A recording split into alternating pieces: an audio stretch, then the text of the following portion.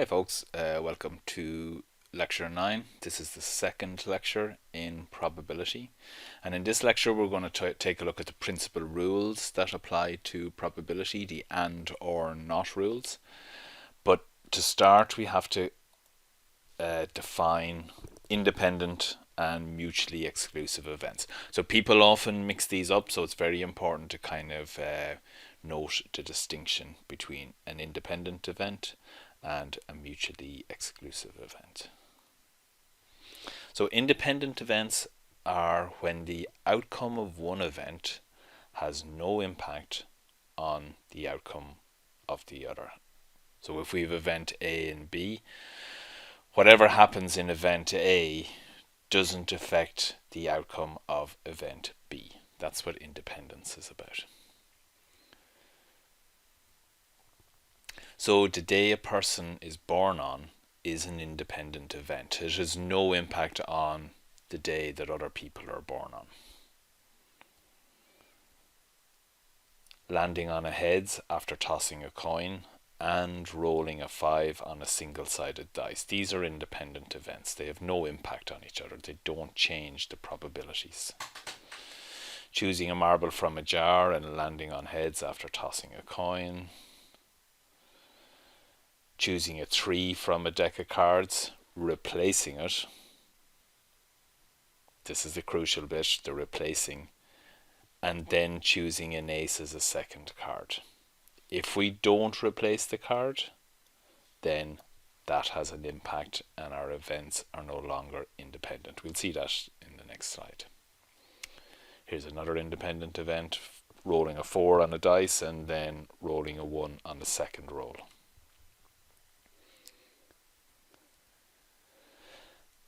Events that are not independent are called dependent.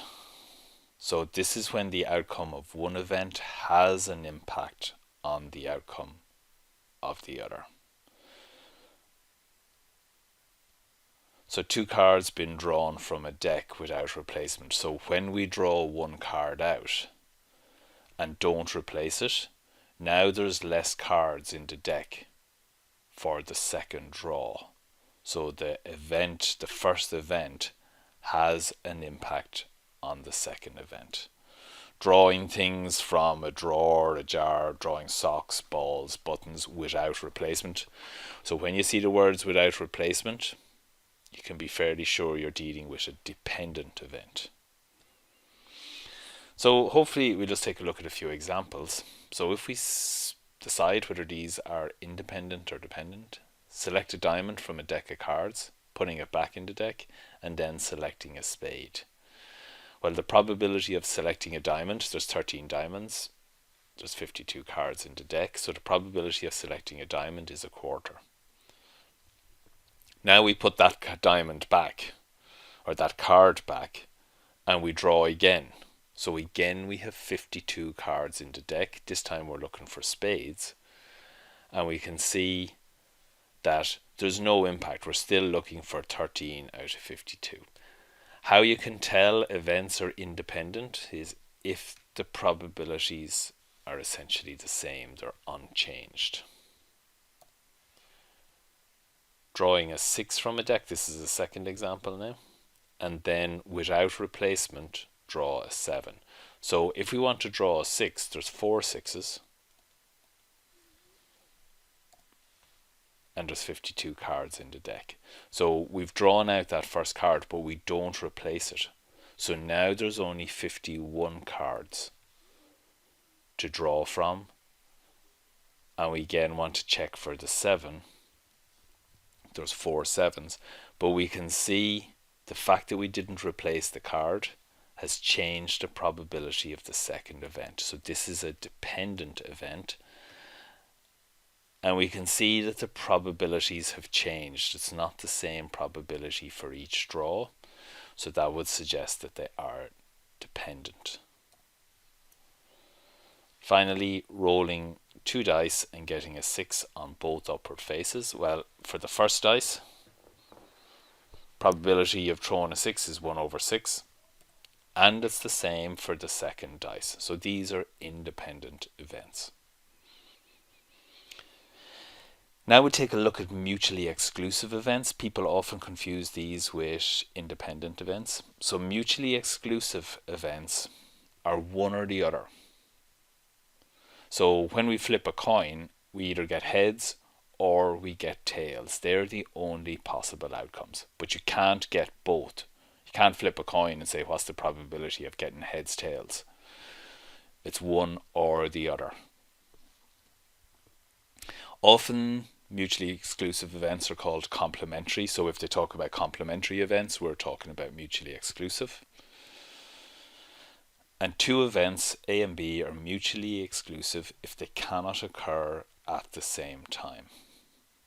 So here's two events, they're mutually exclusive, there's no overlap between them. And here we have two events that are not mutually exclusive because there is an overlap. And it's very important to be able to define at the start of the problem whether your events are independent and whether they're mutually exclusive, because that determines which rules we use, etc. like that. So just consider a light bulb. It either works or it doesn't. It's like the coin flip. It's either heads or a tail. The light bulb is on or it's off. It can't be both. Other mutually exclusive events, if we draw a card from a deck, it cannot be an ace and a king. So they're mutually exclusive. It's one or the other, or any of another 11 possible cards. A dice showing a 2 and a 5 on its upward face, it can't do that. It has to be one or the other. Person is born on a Tuesday and a Sunday. So these are all mutually exclusive. You cannot be both. There's no overlap between them. It's one or the other. Finally, the sum of probabilities of two mutually exclusive events, so the probability of getting heads and the probability of tails, they equal to 1. So the sum of probabilities of two mutually exclusive events must equal 1. So we'll just take a look at a few examples to make sure you're kind of okay with the concept. So we're looking at two events. We roll a number of three or less on a die, and we roll a 4 on a die. Well, event A looks like this. These are the sample space of event A, the possible outcomes. Event B looks like this, rolling a 4, and we can see there's no overlap. There's no kind of common ground between them. So A and B are mutually exclusive.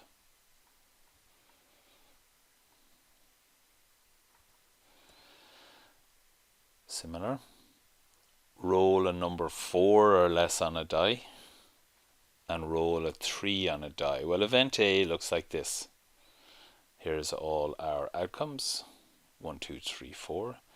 And event B also has a 3 in its outcome. So there's an overlap between event A and event B, which is the number 3. It falls into both categories.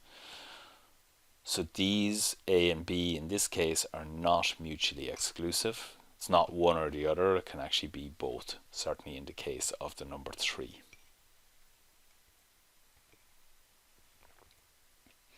Select a jack from a deck of cards and select a heart from a deck of cards. Well, there's 4 jacks in a deck of cards and there's 13 hearts, but one of those is the jack. So again, we have an overlap between event A and event B. So these are not mutually exclusive. The jack of hearts is getting counted as a jack and it's getting counted as a heart. So it's been counted twice. And we need to be cognizant of this when we're doing problems, that we kind of remove this double count.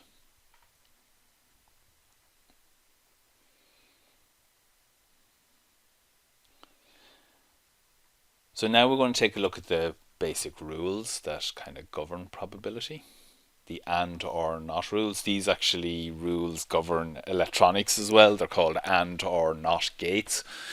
But thankfully we're not studying electronics. So the and rule, sometimes called the both rule, says the probability that two events, A and then B, both happen. So the key word here is both and probably and. If you see those words in a question, you know this rule applies. How we get it is we multiply the two probabilities. The probability of A and B occurring is the probability of A multiplied by the probability of B. If the question says and or both, then multiply.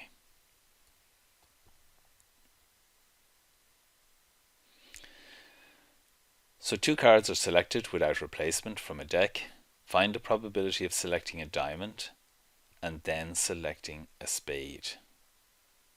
Well, the probability of selecting a diamond is, there's 13 diamonds over 52, so that's 13 over 52. Probability of selecting a spade, well, there's 13 spades, but because we haven't replaced our card, there's only 51 to choose from. So what's the probability of, so probability of a diamond, like I said, 13 over 52. Probability of a spade, 13 spades. There's only 51 cards to choose from because we've pulled one out. We're looking for the probability of both happening, so we multiply. You can do a bit of cancelling if you want. It'll always make your life a little bit easier. And when we work this out, remember top by top, bottom by bottom, and there's our probability there.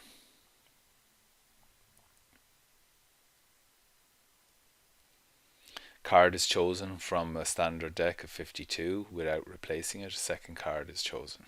What's the probability that the first card chosen is a queen and the second card? Well, probability of a queen is, there's 4 queens over 52. Probability of selecting a jack, well, if it was just on its own, again it would be 4 over 52, but because we didn't replace from the first event, we've now got 4 over 51. We're looking for both. What's the probability of this and this occurring? So we multiply. And again, always look for cancelling to make your life easier.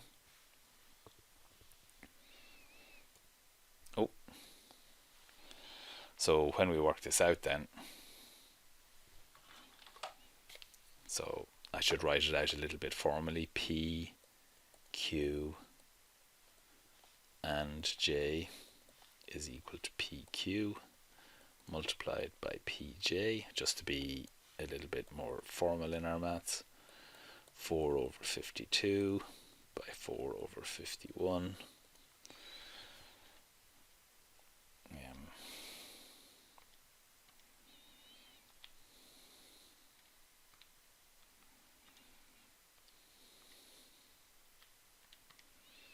And when we work this out and cancel, we get 4 over 663, which is 0.0060.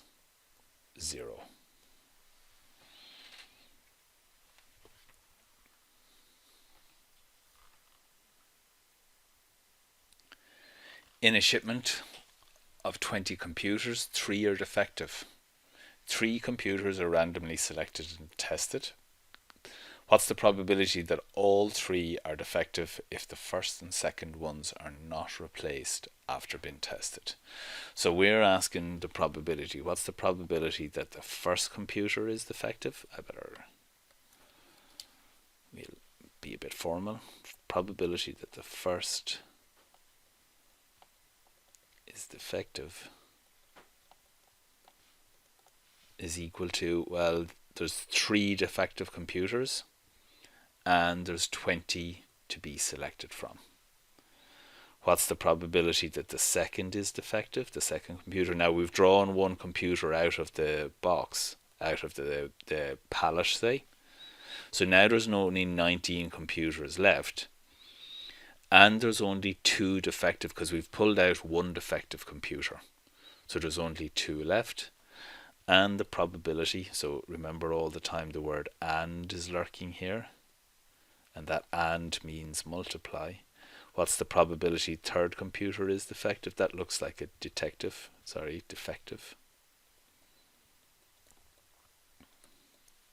So now there's only 1 defective computer left. We've pulled out 2 computers, so there's only 18 computers left. So what's the probability that P1 and 2 and 3 all defective? We multiply the 3 probabilities.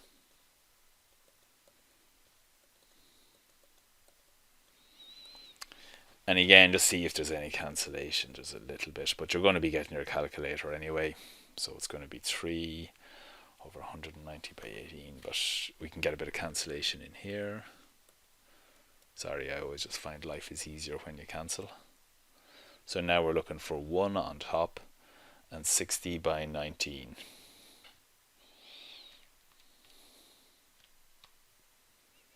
So that's 1140.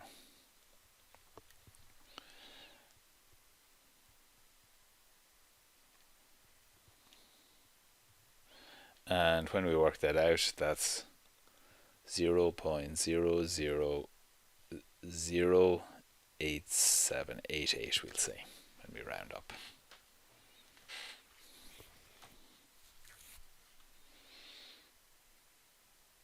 Now the next rule is the OR rule. I'll go over some more examples at the end of this lecture as well, just to kind of do some slightly more complicated problems that combine the rules. We're looking at the OR rule first in a mutually exclusive sense. So remember, the 2 events, there's no overlap between them. The probability that 2 mutually exclusive events, A or B, can happen is given by adding PA, the probability of A, to the probability of B. If you remember back to the previous lecture when I was talking about the fundamental principles of counting, this rule is based on the second fundamental principle of counting. When we see the word OR, we add our probabilities.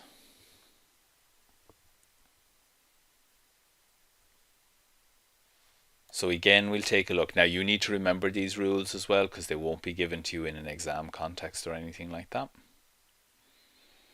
So a student is selected at random. What is the probability that they were born on a Saturday or a Sunday? Well, probability of Saturday is 1 over 7. Probability that the person was born on a Sunday is 1 over 7. They're mutually exclusive. They're also independent. Can't be born on both.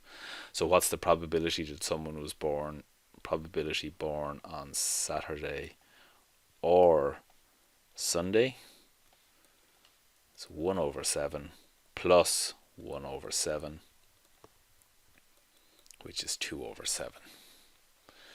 And again, that intuitively makes sense. 2 possibilities out of 7.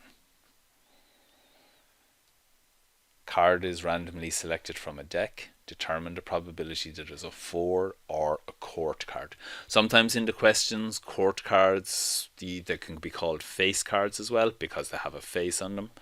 They're called court cards because the Jack, Queen, King are all members of the royal court.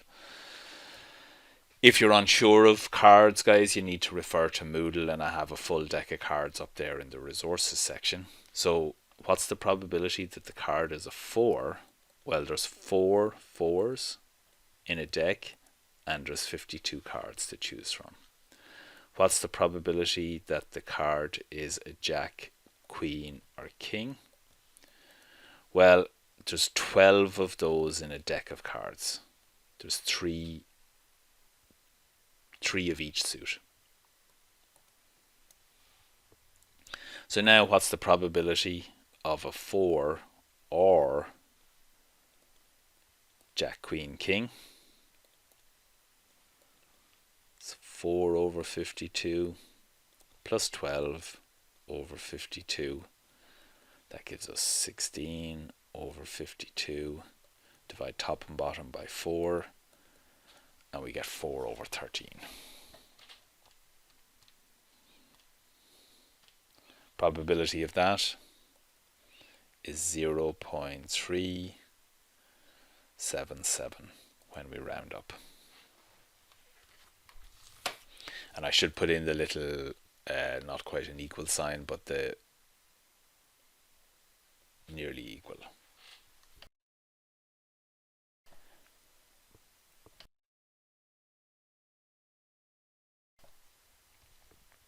In a class of 40 students, we saw this problem back when we were looking at the fundamental principle of counting. What's the probability that a student is fluent in Spanish? Well, probability of Spanish. Well, there's 4 students who are fluent in Spanish out of 40. How many students are fluent in German? 3 students are fluent in German.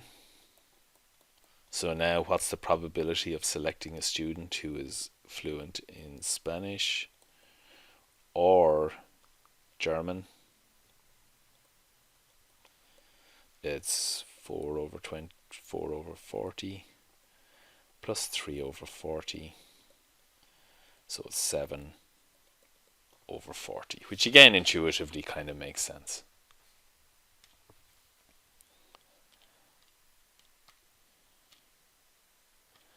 And that's equal to 0.175. We could say, if we wanted to change it into a relative probability, if it was asked, that would be a 17.5% chance of selecting a student who is fluent in Spanish or German. So that's the OR rule for when we're dealing with mutually exclusive events. When events aren't mutually exclusive, remember there's an overlap between them.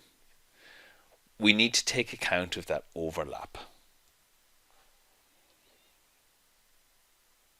So some outcomes can satisfy 2 or more events. Remember the Jack of Hearts.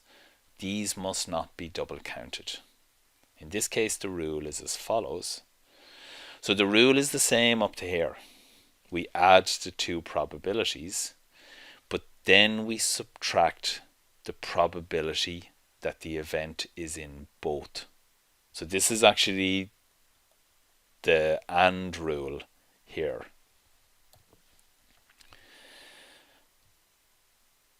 So the P, A and B, there's PA, there's PB, and we want to subtract the bits that are counted twice. So we take a wee look. Now we're just subtracting one of them. Some bits are counted twice, so we're just going to subtract the bit that's counted twice. And then it'll only be counted once. So we're not completely eliminating this bit. We're just making sure there's no double counting going on. So we're not leaving this bit empty, so to speak. We're just kind of making sure it's only counted once. It's either counted with the A's or with the B's, but not twice. So this is what we were looking at when we were looking at mutually exclusive. Find a probability that a card, randomly selected card, is a jack, or that the card is a heart. So probability that the card is a jack is 4 over 52. The probability that the card is a heart is 13 over 52. So if these events were mutually exclusive, we could just add them and we'd have 17 over 52. But now we need to work out what's the probability that the card is a jack and a heart. And there's only one card that's a jack and a heart. That's the Jack of Hearts, which is 1 over 52. And now we can say the probability of a jack or a heart is 4 over 52 plus 13 over 52. Now the Jack of Hearts has been counted in both of these, so we just want to make sure it's not doubly counted like this. So now we'll have 16 over 52 when we add the top, and again this will give us 4 over 13, and we can just work that out then.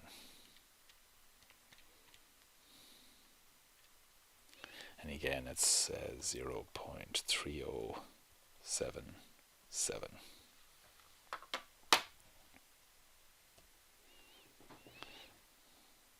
Oh, I have it done here as well, just sorry.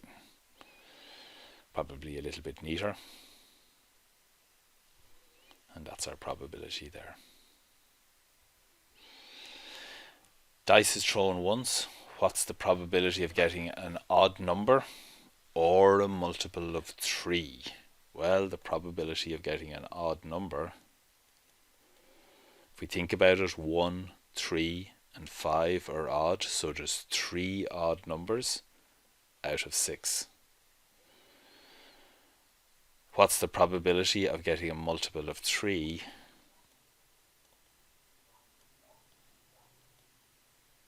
I better just write, that looks a bit weird, I'll write multiple of 3.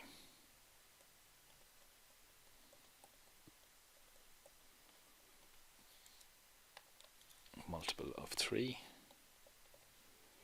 Well, there's only 2 numbers there. I'll just write in the sample set here.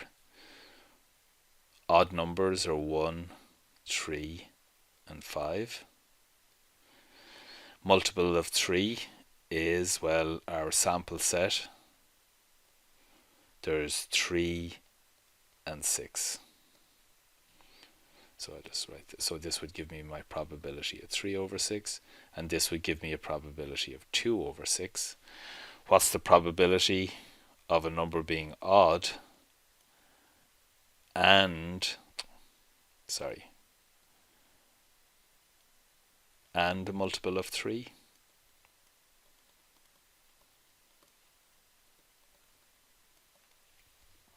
Well, there's only one number that satisfies both those conditions. I'll just remove him, makes it look a bit neater. So there's my kind of outcomes that satisfy. On the bottom is the sample set. There's 6 possible outcomes. So in this case we've 3 over 6, probability of odd or multiple of 3. And in your work, guys, you should be kind of laying your work out fairly simply, like this. Don't just throw it down the answer. Show you understand the process. So this is 3 over 6. Because it says or, we add 2 over 6, and then we're subtracting the 1 that falls into both camps. So now we get 4 over 6, which is 0.6667 is our probability there.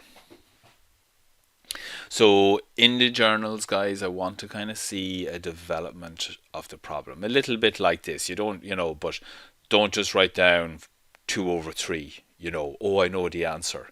You have to show me you understand the rules of probability. That's what I'm interested in. I'm not interested in whether you can figure out the answer or not. I'm figuring out whether you can apply the rules of probability to that particular question.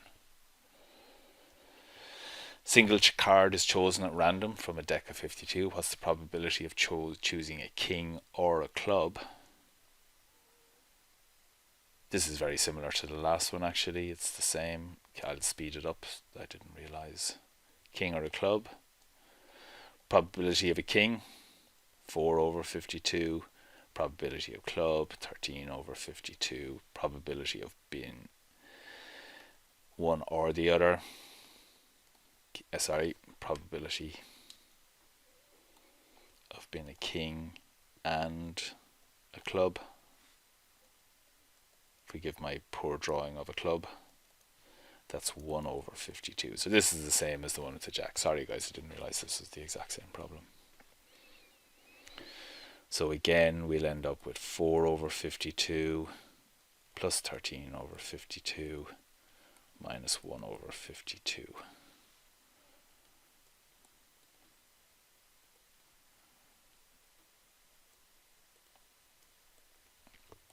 And again, we'll get 16 over 52, 4 over 13, which is 0.3077 from previous slides. Annoyed with myself there. What's the probability of choosing a court card or a black card? This is the one I meant to do. So a court card, probability of a jack, queen, king. Remember, they can be called face cards either. Well, there's 12 court cards in a deck. Probability of being black card, just 26 black cards in a deck. But now we want to say, well, what's the probability of being a jack, queen, king, and black? So there's 6 court cards which are black, the 3 spades and the 3 clubs. So now, probability of being court card, jack, queen, king, or black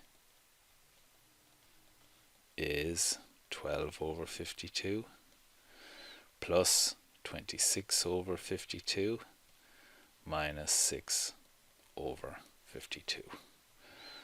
So this will give us 26 minus 6 is 20 plus 12, 32 over 52, which is 4 into 32 goes 8 times, 4 into that goes 13. So 8 divided by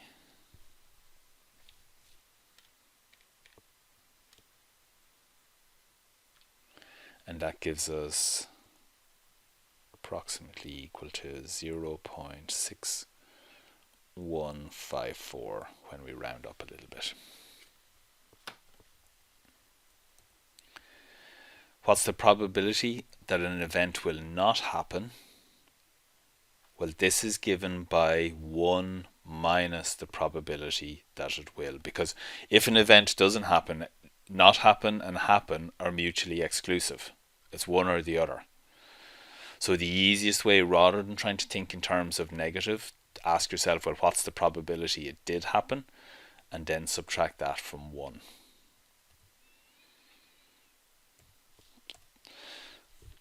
So we'll take a look.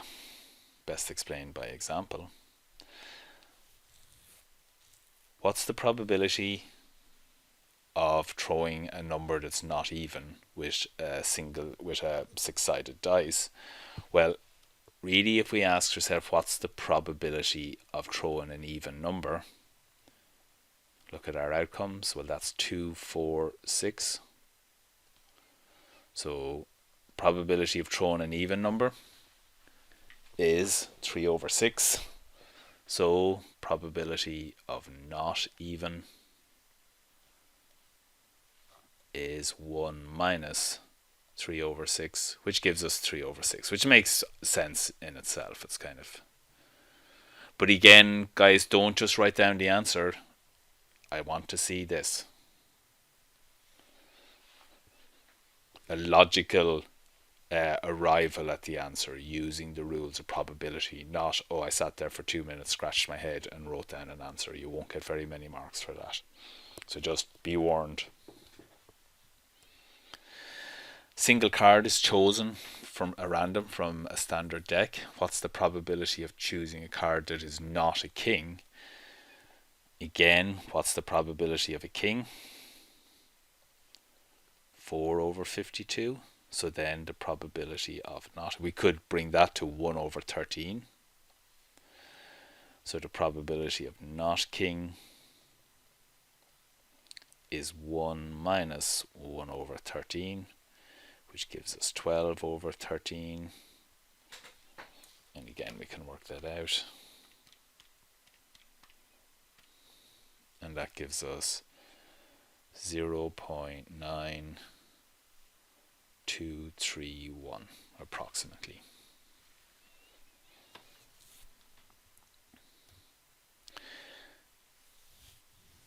So a bag contains 7 red balls, 5 green balls, and some white balls. So we don't have enough information. If the probability of not drawing a white ball is 2/3, then find the number of, so P not white is equal to 2/3. So really what that means then is the probability of it being red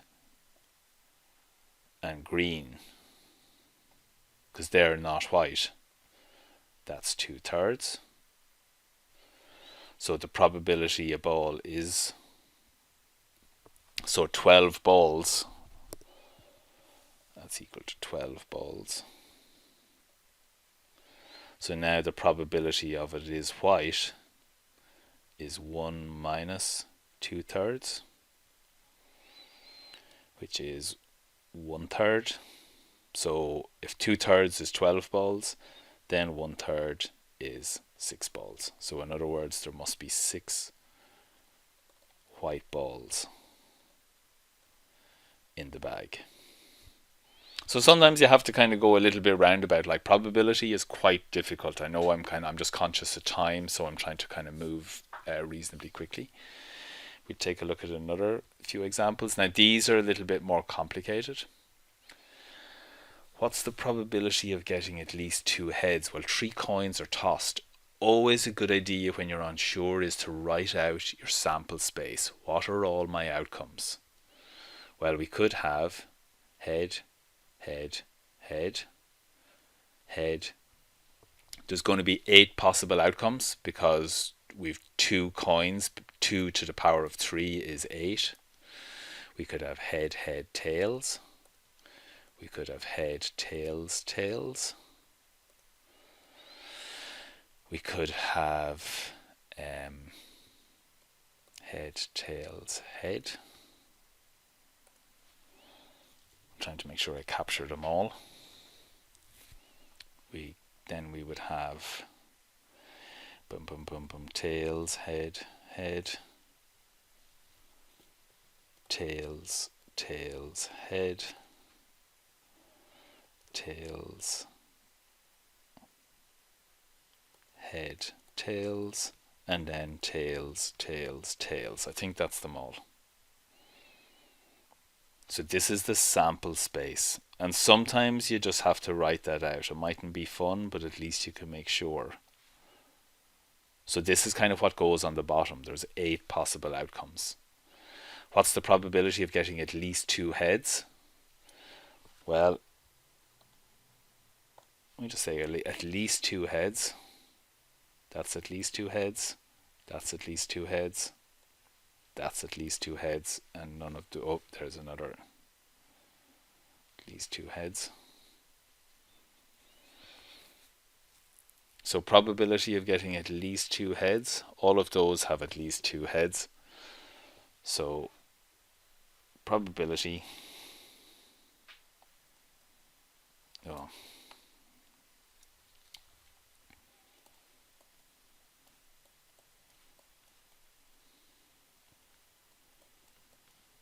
well, there's 4 favorable outcomes. Our sample space has 8. So there's a 50% probability of drawing at least 2 heads. Similarly, there is a 50% probability of drawing at least 2 tails. Change the color back.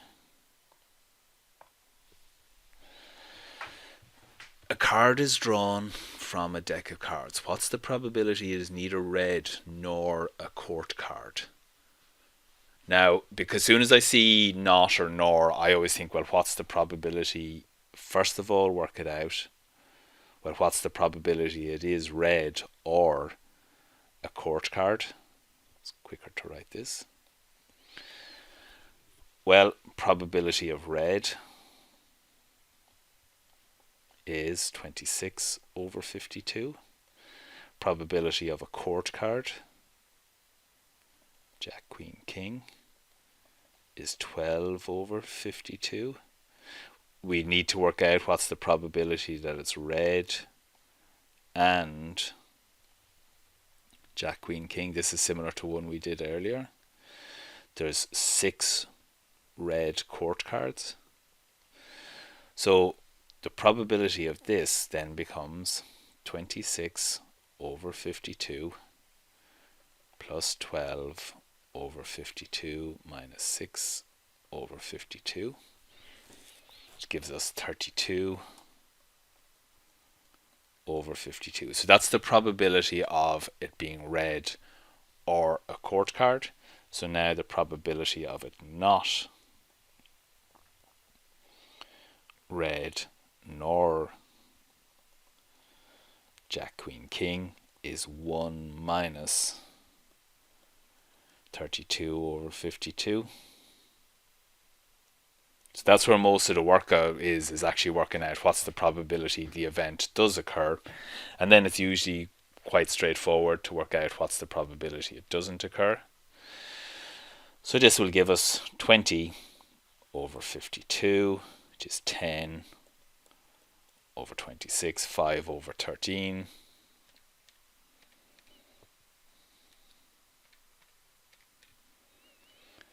And that gives us a probability of 0.3846. Final one then, I think this is the final one. In an interview for 2 positions in a company, there are 17 applicants, 9 boys and 8 girls. Determine the probability that at least one of the selected persons will be a girl. Well, our possibilities here are, well, there's 3 possible outcomes. The first possible outcome is that the first person selected is a girl and the second person is a boy. Girl and boy. I'll just write out all the possible outcomes that satisfy. Then the other outcome is, or we could have a boy is selected first and then a girl. That's another possible outcome. Or we could have a scenario where 2 girls are selected. And we need to work out the probability for each of these events. Girl and girl, sorry.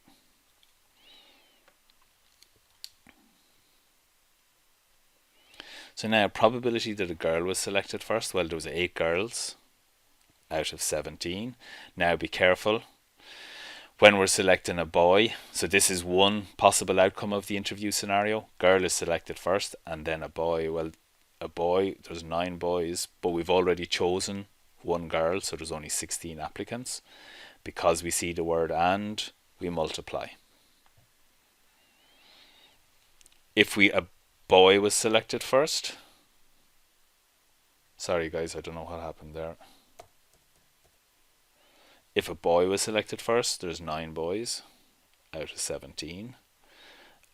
And a girl selected, there's 8 out of 16, because we're saying and, we multiply. Or else there's 2 girls selected, 8 out of 17, and 7 out of 16. That's the ways of selecting the girls. Look for a little bit of cancellation. So the first bracket, top by top, we'll get 9 over 34. The second scenario, they'll cancel. And again, we'll get 9 over 34. And the third scenario, where 2 girls are selected, again, just do a little bit of cancelling. And we'll get 7 over 34. Now, so either one of these scenarios, the first scenario or the second scenario or the third scenario, will result in at least one of the selected persons being a girl. So we've covered all the bases. But remember, when we say the word or, we always add. So we've got 18. So we add the top. over 34, and that's our answer then.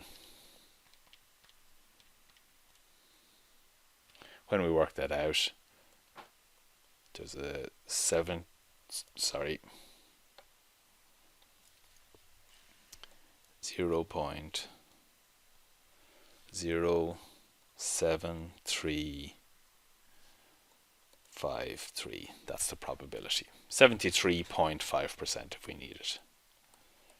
73.5% chance. And we could work out then what's the probability. 2 blokes were selected, 2 boys. We could just subtract that from 1, and that would give us the kind of complementary event.